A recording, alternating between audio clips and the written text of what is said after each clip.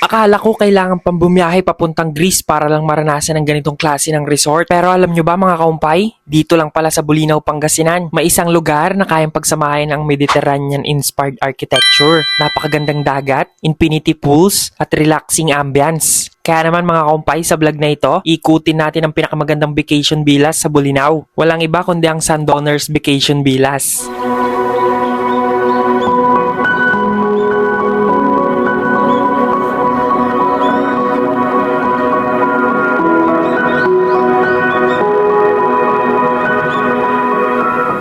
Pagdating pa nga lamang namin rito, unang bumungad sa amin ang napakalinis na entrance. Simple, elegant, at very welcoming. Mapapansin ninyo agad ang kulay puting theme ng buong resort. Parang nasa Santorini, Greece ang datingan. Hindi pa kami nakakapasok ng tuluyan pero ramdam mo na agad ang relaxing atmosphere. First impression, isa lang ang nasa isip ko. Grabe, speechless tayo dito mga kompay. Napakaganda talaga nito sa personal. Hindi kayang ipakita ng mga litrato ang tunay nitong ganda. Mas lalo kong nararamdaman ang malamig na simoy ng hangin habang nakatanaw sa dagat.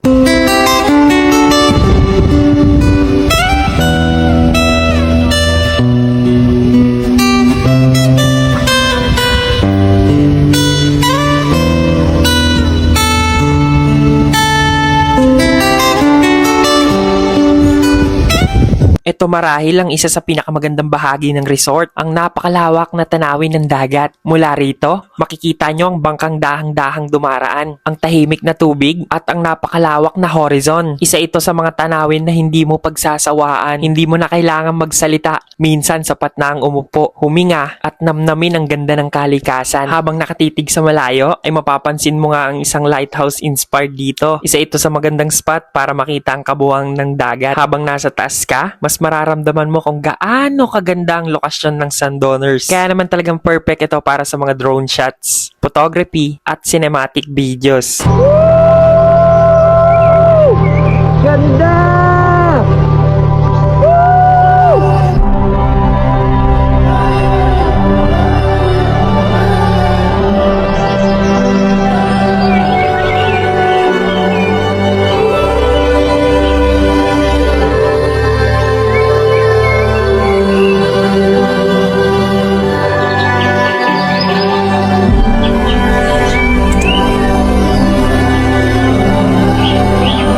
At alam mo ba, isa sa mga nagustuhan ko rito ay malaking puno na matagal lang nakatayo sa resort. Mas naging special pa ito dahil nilagyan na ng maliliit na birdhouses. Simple lang pero nagbibigay ito ng buhay sa paligid. Makikita mo rito kung paano pinagsama ng modern architecture at ang kalikasan. At eto ang isa sa pinakaaabangang bahagi, ang kanilang infinity pool. Crystal clear, napakalinis at habang lumalangoy ka, parang nagsama ang tubig at pool at kulay ng dagat. Napaka-relax. Hindi lang ito basta-basta swimming pool. Isa itong lugar kung saan pwede ka magpahinga, magbasa ng libro, magkape, o simpleng panoorin ng tanawin.